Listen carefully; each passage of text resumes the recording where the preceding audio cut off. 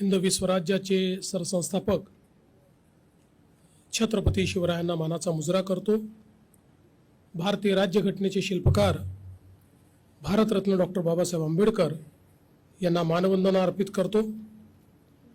महाराष्ट्र ज्ञानसभा 2026च्या या कार्यक्रमामध्ये मंचावर उपस्थित असलेले शिक्षा संस्कृती उत्थान न्यासचे राष्ट्रीय सचिव श्री अतुलजी कोठारी, श्री एम मदन गोपाल अध्यक्ष VNIT निदेशक मंडळ, श्री प्रेमलाल पटेल निदेशक VNIT, डॉक्टर प्रशांत नारनवरे सचिव राजभवन मुंबई, श्रीमती मनाली क्षीरसागर कुलगुरू राष्ट्रसंत तुकडोजी महाराज नागपूर विद्यापीठ, श्री रवलीन खुराना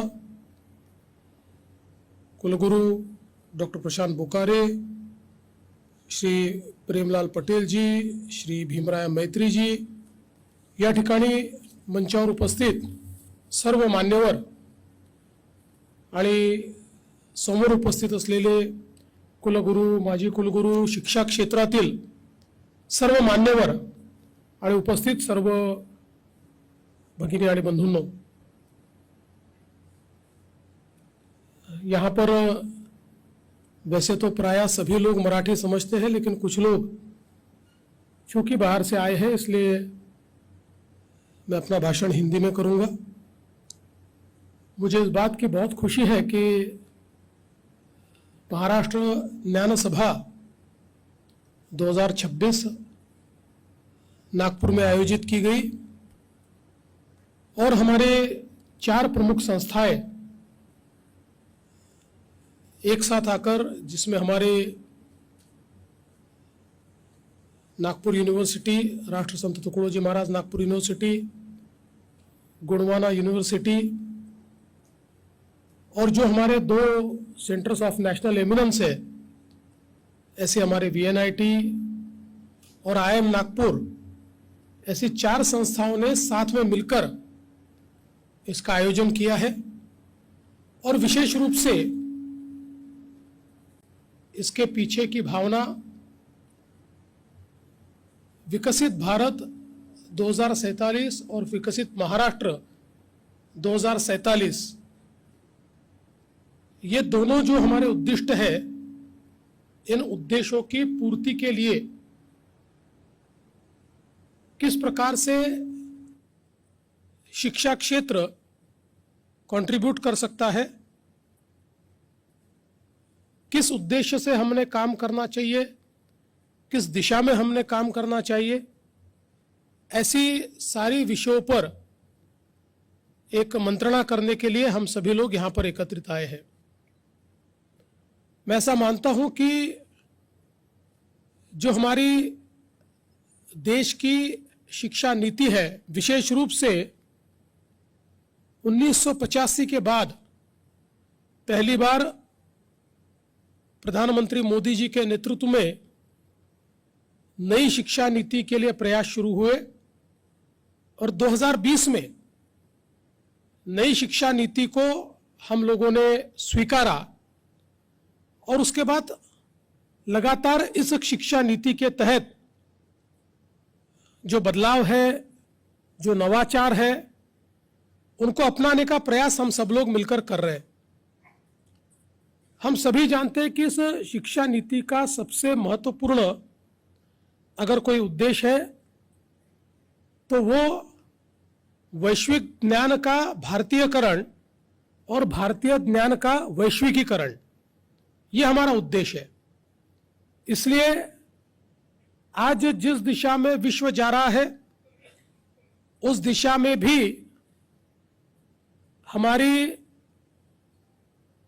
जो बच्चे हैं वो पारंगत हो, हमारी पीढ़ियां उसको भी पढ़े और साथ साथ एक जो हमारी इंडियन नॉलेज सिस्टम है उसको भी इस वैश्विक ज्ञान के साथ एम्बेडेड करके उसके साथ उसको मिलाकर हम एक ऐसी शिक्षा पद्धति का निर्माण करें जो आधुनिक तो है लेकिन साथ साथ जिन परंपराओं को इतने वर्षों से हमने शाश्वत समझा है, जिसके कारण हमारी जीवन पद्धति सदियों तक आज लगातार बहते प्रवाह की तरह चल रही है, उसको भी हम लोग आने वाले पीढ़ियों तक पहुंचा पाए, इस प्रकार से इस शिक्षा नीति के तहत हम सभी को कार्य करना है। हम सभी लोग हमेशा ये बड़े गर्व के साथ कहते हैं कि हमारा इतिहास बहुत स्वर्णिम था। नालंदा, तक्षशिला, विक्रमशिला, जब दुनिया को विश्वविद्यालय क्या होता है इसकी कल्पना नहीं थी, उस समय हम लोगों ने इन विश्वविद्यालयों का निर्माण किया और जो इतिहास के अवशेष हमको मिलते हैं उसमें ये जो हमारे विश्वविद्यालय थे, इसमें आज की जो सारी चीजें हम लोग पढ़ने की कोशिश करते हैं, खगोल हो, भूगोल हो, शल्य चिकित्सा हो, उसके साथ साथ विज्ञान हो, ग्रामर हो, सब प्रकार से आर्किटेक्चर हो, सब प्रकार के शिक्षा के क्षेत्रों में सर्वोच्च ज्ञान यहां पर प्राप्त किया जा सकता था। यूनित्संग जो एक चीनी पर्यटक थे, उन्होंने कई वर्षों तक इस विद्यापीठ में अध्ययन करने के बाद जो अपने मेमोयर्स लिखे हैं, उसको पढ़ने के बाद ध्यान आता है कि हम लोग शिक्षा के कितने ऊंचे स्तर पर थे। लेकिन लगातार के आक्रमणों ने शायद हमारे उस शिक्षा के स्तर को समाप्त किया और उसके बाद जो शिक्षा हमारे को मिली, उस शिक्षा पद्धति ने हमारी शिक्षा पद्धति को ऑब्सोलीट किया और एक नई शिक्षा नीति के तहत हम लोग एक प्रकार से अपने नए प्रवास की ओर बढ़े। मैं उसमें बहुत जाना नहीं चाहता, मैं कहना यह चाहता हूं कि केवल इतिहास की बातें बताकर हम कभी महान नहीं हो सकते। महान अगर बनना है तो हमको इतिहास के साथ साथ वर्तमान और भविष्य, ये दोनों की चुनौतियों को उसका सामना करना पड़ता है। जो हमारा स्वर्णिम इतिहास है वो हमको तेज देता है, वो हमको एक कॉन्फिडेंस देता है, लेकिन उसके साथ साथ हमको जो वैश्विक चैलेंजेस है उनका भी विचार करना ये बहुत जरूरी है। आज देखिए दुनिया इतनी तेजी से बदल रही है, हम लोग अगर इस दुनिया की विकास की गति को देखें तो हम लोग ये मानते हैं कि फर्स्ट इंडस्ट्रियल रिवॉल्यूशन 1760 में और पहला इंडस्ट्रियल रिवॉल्यूशन से लेकर दूसरे इंडस्ट्रियल रिवॉल्यूशन तक करीब 80 साल का समय हमको दिखाई पड़ता है। बीच में एक ओवरलैप दिखाई पड़ता है। उसके बाद थर्ड इंडस्ट्रियल रिवॉल्यूशन, और कुल मिलाकर ये जो 3 औद्योगिक क्रांतियां हैं, इन 3 औद्योगिक क्रांतियों का समय 250 साल का है, 250 ईयर्स।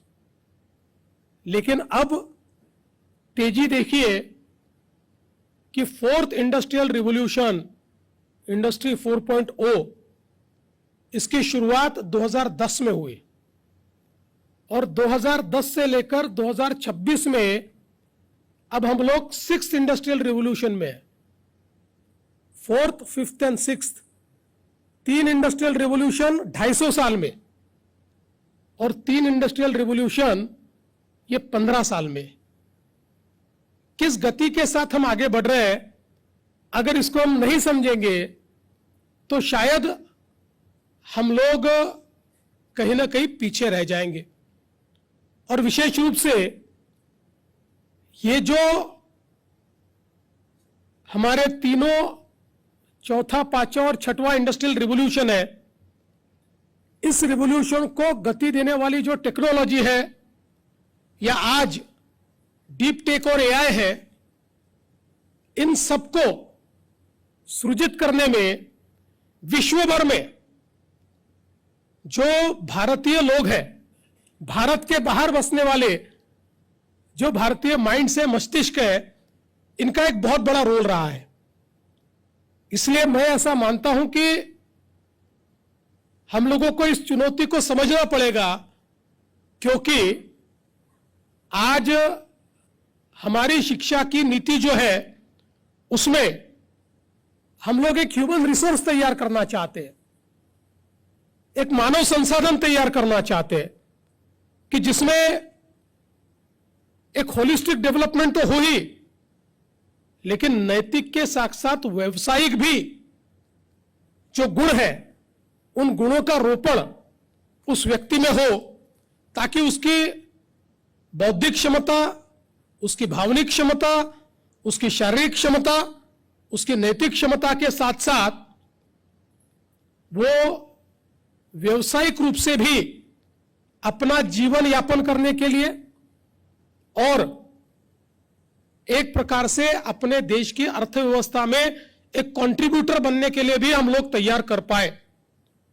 और मैं ऐसा मानता हूं कि इसी के चलते हमारे सामने चुनौती क्या है? चुनौती यह है कि आज का जो हमारा जॉब मार्केट है, इसमें से 60% जॉब्स का नेचर अगले 1000 दिन में चेंज होगा, इन नेक्स्ट 1000 डेज।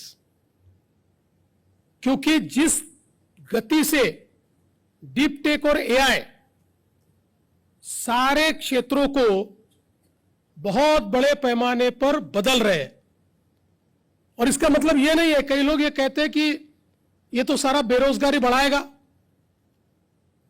मुझे याद है कि जिस समय हमारे देश में कंप्यूटर भी आया था, तो लोग यही कहते थे कि ये कंप्यूटर के आने से तो देश बर्बाद हो जाएगा, इससे बेकारी बढ़ेगी, हमारे देश में कंप्यूटर को रोकना चाहिए।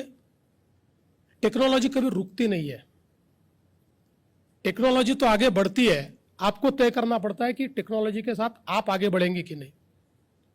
और हमने देखा कि हमने कंप्यूटर को एम्ब्रेस किया, धीरे धीरे जो .com का बूम आया उसको हमने एम्ब्रेस किया, और उसकी जो फल निष्पत्ति आगे में टेक्नोलॉजी कंपनीज में परिवर्तित हुई, उसको भी हमने एम्ब्रेस किया, उस सभी को हमने गले लगाया। तो आज दुनिया में हम लोग बहुत ताकत के साथ खड़े हैं। और अभी कुछ समय पहले मुंबई में सत्या नडेला आए थे और उनका मैं भाषण सुन रहा था, तो उन्होंने कहा कि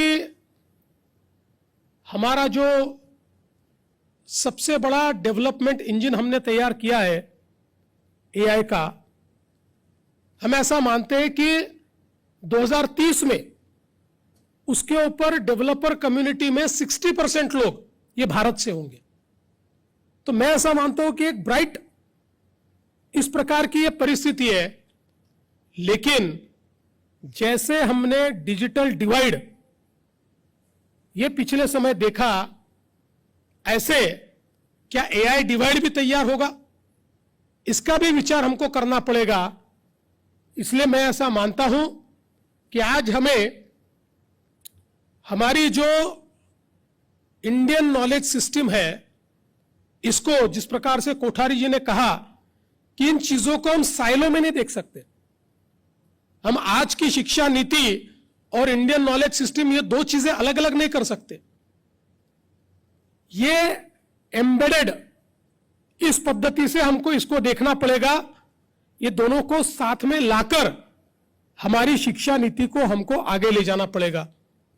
हम लोगों ने जिस समय विकसित महाराष्ट्र 2047 इसका विचार किया और इसका अप्रोच पेपर तैयार किया, तो अप्रोच पेपर तैयार करते समय जो अलग अलग क्षेत्र है, ये क्षेत्र किस प्रकार से बदलेंगे, अगले 20-25 साल में इन क्षेत्रों का किस प्रकार से विकास होगा, इसमें क्या नई चीजें आएगी और कौन सी चीजें ऐसी है जो ऑब्सोलीट हो जाएगी, ऐसी कई चीजों का विचार करके हम लोगों ने इस अप्रोच पेपर को तैयार किया है। और हम ये मानते हैं कि इसमें शिक्षा का सबसे बड़ा योगदान होगा।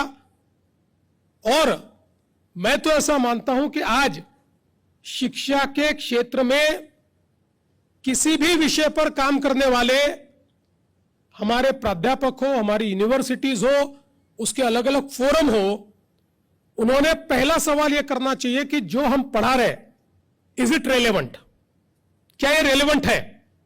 और अगर ये रेलेवेंट नहीं है तो उसको छोड़ना नहीं है। दुनिया में इररेलेवेंट कुछ नहीं होता है, हर चीज रेलेवेंट होती है। काल समय उसको बदलता है, उसके रेलेवेंस को बदलता है। इसलिए पहला काम तो यह करने की आवश्यकता है कि जो हम पढ़ा रहे हैं अगर वो रेलेवेंट नहीं है तो उसको हम रेलेवेंट बनाकर किस प्रकार से पढ़ाएं।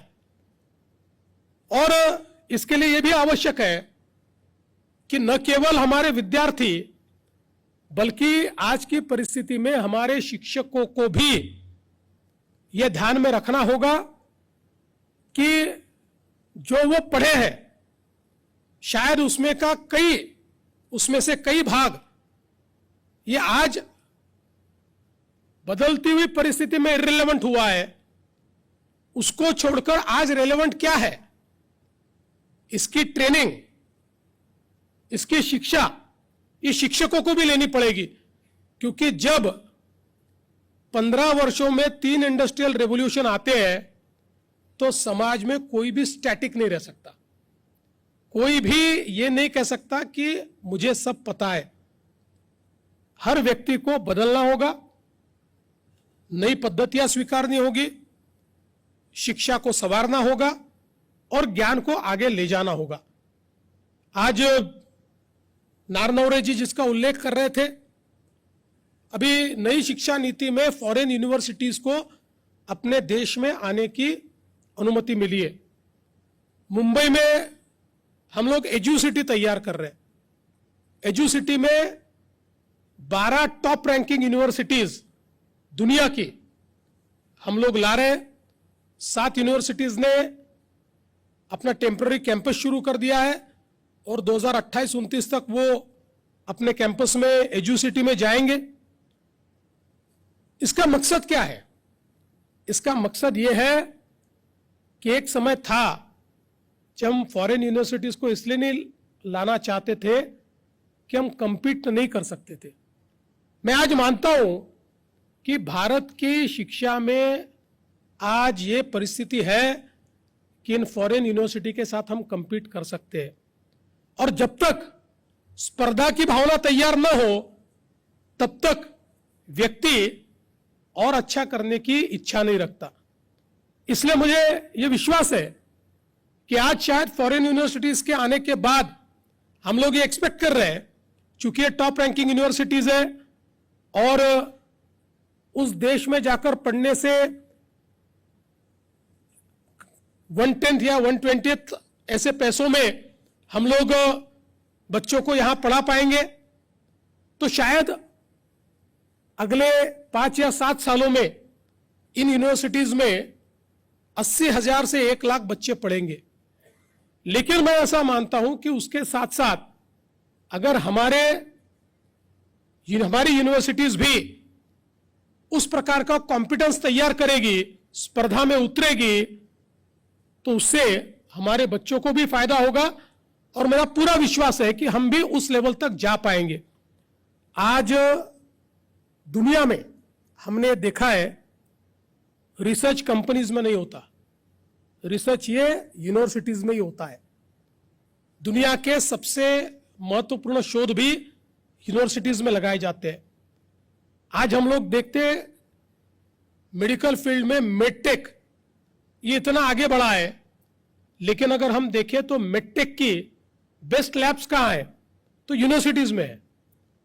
यूनिवर्सिटीज के साथ अब उद्योग टाइप करके और उसका इस्तेमाल कर रहे हैं, तो मुझे लगता है कि अब उसकी ओर हमको जाना पड़ेगा।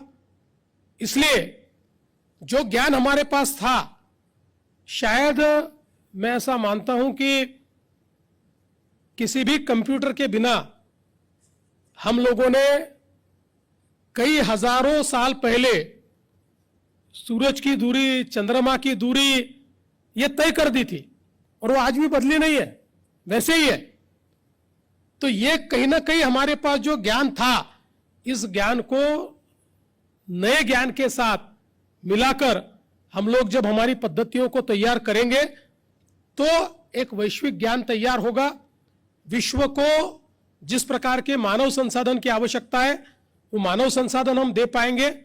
और उसी दृष्टि से मैं ऐसा मानता हूं कि महाराष्ट्र ज्ञान सभा एक बहुत महत्वपूर्ण इस प्रकार का फोरम है, जिसमें आज की परिस्थिति, वर्तमान की चुनौतियां, भविष्य की चुनौतियां, इन सब पर मंथन हो, चिंतन हो, और उसमें से हम लोग एक ऐसी नीति तैयार करें जो सभी के लिए हो, और सब मिलकर उस नीति पर चलकर प्रदेश को और देश को आगे ले जाए। मुझे इस बात की भी खुशी है कि ये 4 हमारी बड़ी संस्थाएं मिलकर इसको कर रही है, क्योंकि अब कोई शिक्षा संस्था साइलो में काम नहीं कर सकती। सभी को एक दूसरे के साथ मिलकर ही काम करना पड़ेगा। एक दूसरे की कैपेबिलिटीज को लिवरेज करते हुए हम लोग नई कैपेबिलिटीज कैसे तैयार कर पाए, इसका विचार करना होगा। इसलिए चारों संस्थाओं को मैं बहुत मन से धन्यवाद देता हूं। कोठारी जी को भी बहुत बहुत धन्यवाद देता हूं, और आपने इस कार्यक्रम में मुझे निमंत्रित किया, इसलिए आपका आभार व्यक्त करते हुए अपने शब्दों को विराम देता हूं। धन्यवाद। जय हिंद, जय महाराष्ट्र।